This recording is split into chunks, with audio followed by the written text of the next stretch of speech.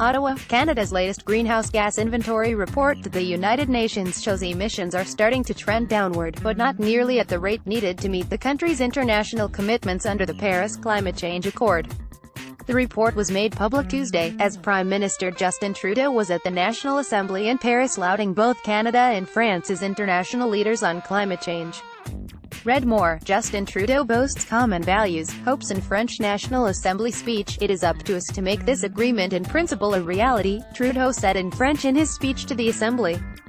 "It is up to us to ensure that our children and grandchildren can breathe fresh air and enjoy the great outdoors like we did." Canada and France signed a partnership agreement on climate this week, agreeing to help get other countries to agree to implement carbon pricing systems, improve energy efficiencies and cut emissions across all forms of transportation.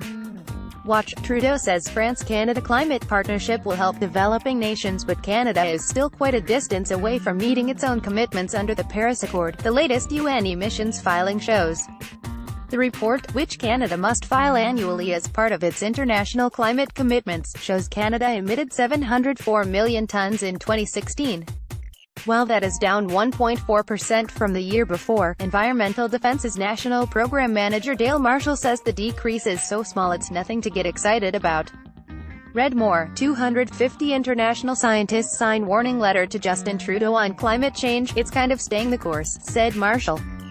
The number leaves Canada 187 million tonnes away from its Paris commitment to get emissions to at least 30% less than they were in 2005 by 2030. Watch. Justin Trudeau tweets video in support of pipelines, says, "Major pipeline projects can be done safely. To meet that target, Canada can't produce more than 517 million tonnes of emissions in 2030. In comparison, 187 million tonnes is the amount produced annually by 40.6 million passenger vehicles, or nearly twice as many cars as were actually on Canada's roads in 2016. Catherine Abreu, Executive Director of the Climate Action Network Canada, said Canada acknowledged to the United Nations in December that its current policies, including the Pan-Canadian Framework on Clean Growth and Climate Change, still leave the country 66 million tonnes shy of its Paris goal.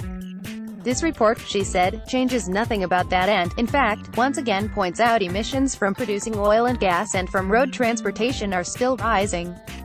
Watch. Elizabeth May says Canada, behind on climate change targets. The energy and transportation sector accounts for 8 of every 10 tons of greenhouse gases produced in Canada, including 1.5 tons from oil and gas production and 3 tonnes from road transportation. Between 2005 and 2016, upstream oil and gas production emissions rose 47% and road transportation was up 11%. It's so obvious that those are the two areas where we need to target, but one is where the government is reluctant to act and the other is where it's very tricky to act. Abreu and Marshall both say the government is making the oil and gas industry do very little to cut its emissions apart from some regulations to reduce the amount of methane that leaks from pumps and facilities, and even the implementation of those rules has been delayed.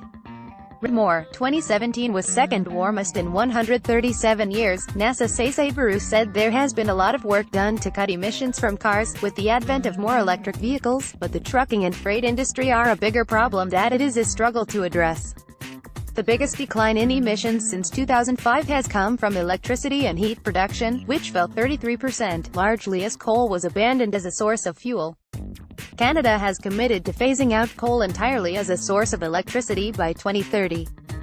Copyright 2018. The Canadian